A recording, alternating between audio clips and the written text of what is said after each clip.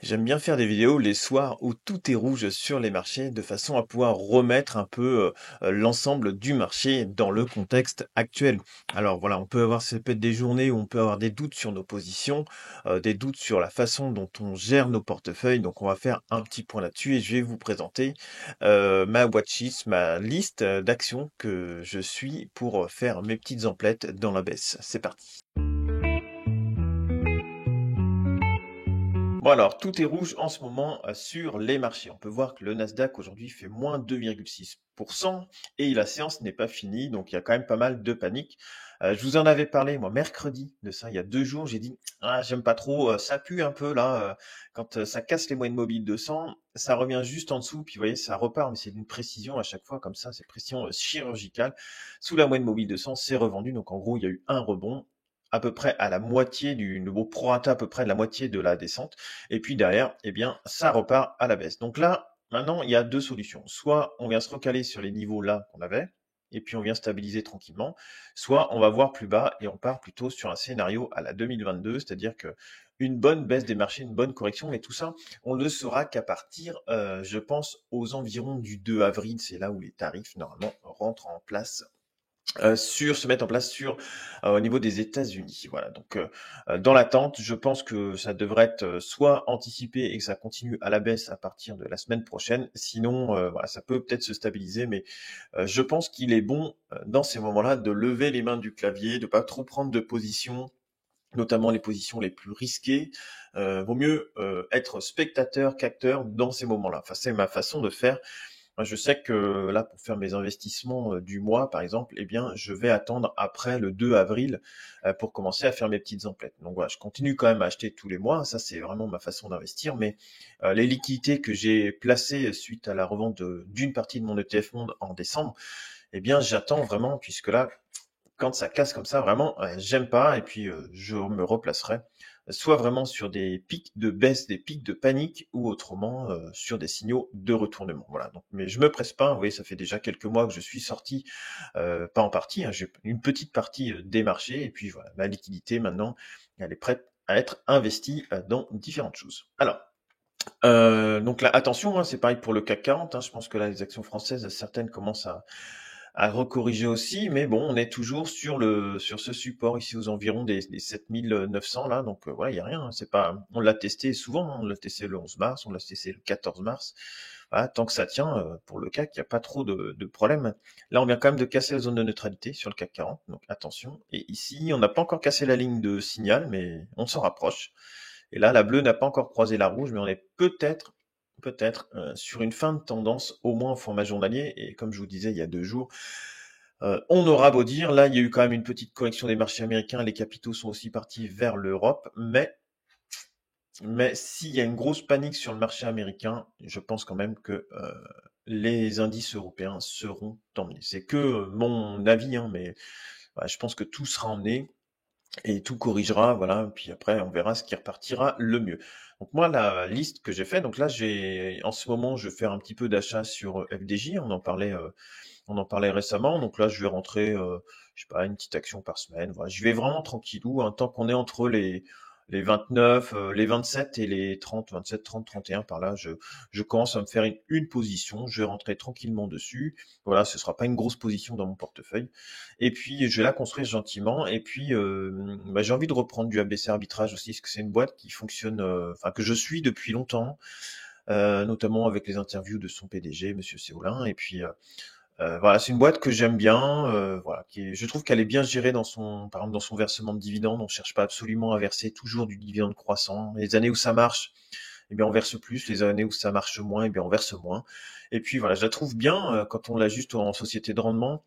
Voilà, si on la prend sur du format mensuel, vous voyez, ça fait quand même quelque chose de pas mal. Bon, alors c'est pas depuis 2000, il y a eu quand même depuis 2000, elle a eu du mal à sortir de la performance, hein. Attendez, je vais quand même reprendre, mais des fois on est un peu étonné. Quand même plus 48%. Bon, plus 48% de dividendes inclus, c'est pas non plus énorme, mais je pense que depuis 2003, par contre, ouais, c'est plus 1000%. Donc elle avait bien, bien corrigé. Puis là, ouais, elle est dans une pente qui est plutôt pas mal. Elle avait rebondi sur les 3,6 ici. Donc là, j'avais pris une position, pas pour moi, pour quelqu'un. Mais ici, sur les 3,6. Et puis, ça s'était plutôt bien passé pour lui. Et puis là, bah maintenant, voilà, on reprend cette moyenne mobile 200 format semaine. S'il y a de la volatilité sur les marchés, je pense que ça peut être une action qui peut aller chercher quand même quelque chose de pas mal. Et puis, ça me plaît bien. Donc, elle était montée, vous voyez, sur les 8, un peu plus de 8 de mémoire. Ouais. Donc, je sais pas hein, si on va aller au plus haut ou pas. Enfin, j'en sais rien, mais il y a 40% à prendre. Et puis voilà, c'est plus une boîte de rendement. Mais voilà, c'est ABC Arbitrage, je vais en rentrer pareil quelques-unes un petit peu par semaine, tranquillement, voilà, pour me recréer une position, parce que c'est vraiment une société que j'aime bien. Voilà, c'est pas un conseil d'investissement une fois de plus, hein, parce qu'on peut aussi perdre de l'argent dessus. Ensuite, ce sera Alphabet, donc Google, hein, la maison mère de Google, qui avait bien corrigé en 2022, et puis derrière sa correction de 2022, elle avait fait un plus 130% de mémoire, plus 150% quasiment. Donc vous voyez là, très belle société, donc on peut regarder, hein, on va regarder Alphabet. Hop, elle est ici, tac. On est sur un PER de 20, vous voyez, donc là, PER de 20, on commence à être sur c'est pas mal hein, pour de la tech, mais tant que le marché ne me dit pas, bah non, et voilà, il faut rentrer, tant qu'on est sur une phase de correction, si je peux l'avoir avec un PER de 15 ou 13, bah écoutez, je préfère l'avoir sur un PER de 13 ou 15 que de la prendre sur un PER de 20 qui est déjà pas mal. Et je pense que quand s'il y a un moment de panique et que ça vient voir plus bas, je commencerai pareil à rentrer un petit peu de position mensuelle dessus, tranquillement, quelques actions par-ci par-là. Et puis derrière, si ça repart, parce que c'est pas sûr que ça reparte non plus, hein, mais ouais, il y aura moyen de peut-être prendre un billet là-dessus, mais pour le moment, vous voyez, c'est pas beau, il n'y a pas de signal, il n'y a pas de. Je veux pas acheter non plus comme ça en me disant bah c'est pas cher, j'achète, parce que ça peut être beaucoup moins cher que ça encore. Et là, pour le moment, par rapport à son plus haut, nous sommes à moins 24. Donc, vous voyez, on peut encore aller largement plus bas on serait toujours dans une tendance haussière. Hein. On pourrait aller même sur les 120. Hein. Pas de problème. Hein. Pas de problème, faut rien s'interdire, je vous le dis tout le temps, faut rien s'interdire en bourse, hein. Ça peut très bien paniquer. Les 120, on serait par là. Vous voyez, si on va chercher un petit peu en dessous de la moyenne mobile de 100, pourquoi pas aux alentours des 120, 125, déjà dans un premier temps, ce serait quelque chose de plutôt bien, et ça me plairait. Donc voilà, j'attends, je me donne du temps, les liquidités sont dispo maintenant, bon voilà, il faut être patient, il y a juste à attendre, et je préfère être dans cette position-là d'attente que dans cette position à acheter et après subir. Ensuite, il y a Essilor que j'aime bien aussi, hein, c'est une très belle société qui est plus trop en tendance pour le moment, mais on va regarder Essilor. Elle est là, donc on est encore cher, un PER de 52, donc il y a largement de quoi corriger sur cette valeur, mais je pense que pareil, je rentrerai un petit peu dessus, tranquillement, quand les prix seront un peu moins chers. Pour moi, elle est toujours trop cher, elle peut largement encore corriger. Et puis d'ailleurs, ce serait très bien qu'elle corrige pas mal, ça me ferait une bonne position. Mais là, vous voyez, si on va chercher, on est loin, on est encore sur du surachat là. Si on vient chercher une zone de neutralité, et puis une moyenne mobile 50 par là, sur les 190, il y a encore moyen de baisser, hein. Depuis ses plus hauts, ça ferait moins 36%, ce serait pas non plus énorme. Hein. Donc voilà, ça me plairait. Donc Essilor Luxottica, donc voilà. Ensuite, je vais rentrer du Ferrari peut-être, quand les marchés auront bien corrigé. Là, pour le moment, c'est passé, ça fait une mèche en dessous les 375, il y a du monde ici. Il y a du monde sur ce support-là, regardez, exactement là où ça avait déjà été acheté sur 2024. Là, ça a corrigé, puis pouf, c'est reparti direct sur les 400. Mais bon, je préfère quand même être patient sur ce dossier-là. C'est pas parce que c'était acheté une fois ici, c'est remonté sur les 400 là, mais voilà que ça peut pas redescendre. Ici, regardez, c'est plutôt baissier, on casse la moyenne mobile de 100.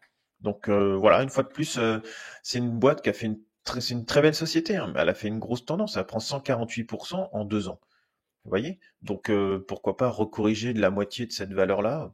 Il n'y a pas de problème. Hein. Ici, déjà sur les 300, ce serait pas mal. Hein. Je sais pas, hein, 300, 320, il y a peut-être moyen d'aller en chercher. Hein, 300, 320, on serait là à peu près si on ici, hein, si on extrapole un peu cette moyenne mobile de 100, pourquoi pas. Enfin, ouais, faut pas s'interdire. Puis si on se pas grave, hein, si je l'ai pas à 320, bah, je rentrerai après si ça repart. Si les machines repartent, je reprendrai. C'est pas grave. Mais pour le moment, je me donne du temps et c'est des actions que je regarde tranquillement. Ensuite, il y a Hermès. Hein, moi, je trouve que c'est la plus belle boîte du monde, Hermès. Hein, c'est mon avis, hein, pareil. Et puis voilà, aller chercher, commencer peut-être à prendre une petite position sur les 2200, puis sur les 1800, quoi, 1800, 1900, pourquoi pas. Voilà, elle corrigera comme les autres. Hein. Puis il y a Interparfum. Interparfum, c'est une boîte que j'aime bien. Voilà, elle verse un dividende annuel et puis Puis généralement, elle fait depuis 26 ans maintenant, elle détache 10% d'actions gratuites. Alors certes, c'est déduit du cours à chaque fois, mais bon, pour celui qui veut se faire du rendement sans trop avoir à se poser la question, est-ce que je dois revendre mes actions ou pas, vous gardez le même nombre d'actions, vous revendez vos actions gratuites, vous prenez le dividende. Voilà, ça vous fait peut-être du 13% par an.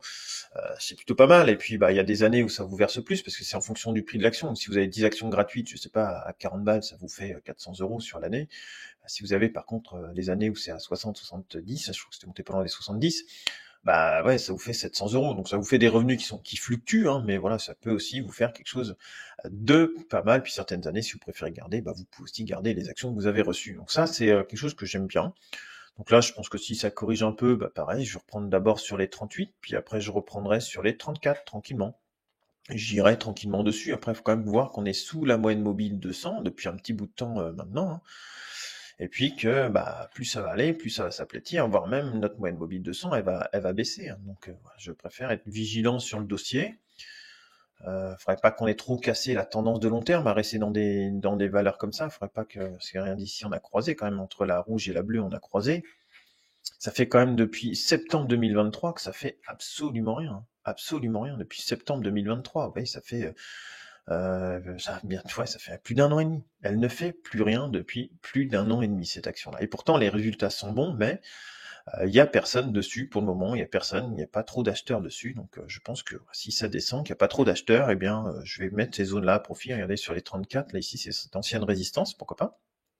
Puis si elle va plus bas, pareil, j'en prendrai aussi. Mais elle me semble plutôt pas mal comme action. Ensuite, il y a LVMH. LVMH, ça commence à faire quelque chose de moche ici, là, en format mensuel. Il y a une grosse bougie, c'est pas très beau. Ici, c'est vendeur. Ici, c'est vendeur en format long terme. Attention, hein, vendeur. Ici, ça va bientôt être vendeur. Attention sur LVMH, hein. Je suis bien content. Vous voyez, je vous dis, quand je mets des stops sur mes positions, et puis des fois, bon, quand je perds voilà, 4-5%, bah, je suis bien content de perdre 4-5%, et puis ne pas perdre voilà, beaucoup plus comme ici, et puis voilà, je me replacerai pareil, un peu plus bas, quand le marché me le dira, et puis sinon, là, on commence à arriver sur des PER de 30, hein, donc on va rentrer en zone, en zone de survente, hein, donc voilà, ou sous-achat, ça dépend dans le sens qu'on veut prendre, mais voilà, je pense que il y aura peut-être du rebond sur les 570, c'est possible qu'aller chercher les 570, hein, mais là on est peut-être dans une première zone d'achat ici, au moins pour un rebond, pourquoi on pourrait pas faire un rebond, par exemple là, de 10-12% sur cette valeur-là, c'est possible. Mais bon, pour le moment, sur de l'achat plus long terme, voilà, c'est pas dans mes critères d'achat pour le moment. On est sous la moyenne mobile 200. Donc, quand on est sous la moyenne mobile 200, je préfère ne pas être acheteur, en tout cas, sur cette action-là. Ensuite, il va y avoir Microsoft, hein. Microsoft qui est en train de bien corriger, sous sa moyenne mobile 200 aussi. Donc, elle est toujours un petit peu chère, Microsoft, pour le moment. Mais pourquoi pas venir en cueillir un peu si on garde ce format-là sur les 340, 350, pourquoi pas commencer à ouvrir une petite position de moyen terme dessus. Voilà, sur cette zone-là, ce serait pas mal, hein, comme on a fait en 2022. On serait juste sur de la correction de marché, sans être vraiment dans la panique. Et puis si ça descend plus bas, on verra, hein. Je pense que je revendrai ma position, puis j'essaierai de me placer plus bas. Et puis on a Novo Nordisk là qui vient de casser sa moyenne mobile 200 semaines. Donc là, c'est pas très engageant sur du format moyen terme. Donc là, pareil, j'attends, je suis patient. Il n'y a pas eu vraiment de rebond. Ça a tenté, c'était rejeté sous la moyenne mobile 200, puis là, ça redégage vers le bas. Tant qu'il n'y a pas de signal sur Novo Nordisk, eh bien là, je ne rentrerai pas. Mais bon, voilà, en format long terme, c'est pareil, c'est cassé ici, sur la zone de neutralité. Donc ça, c'est pas beau, ça ne l'a pas fait depuis longtemps. Depuis 2019, allez, même depuis 2017. Donc là, c'est quand même pas très beau. Si on allait chercher un petit RSI à 30 en format mensuel, là, pourquoi pas? Pourquoi pas sur les, mettons, peut-être sur les 40, on sait pas. Et ici, une petite zone de survente, là, ici, sur le Novo Nordisk en format mensuel, ça me plairait bien.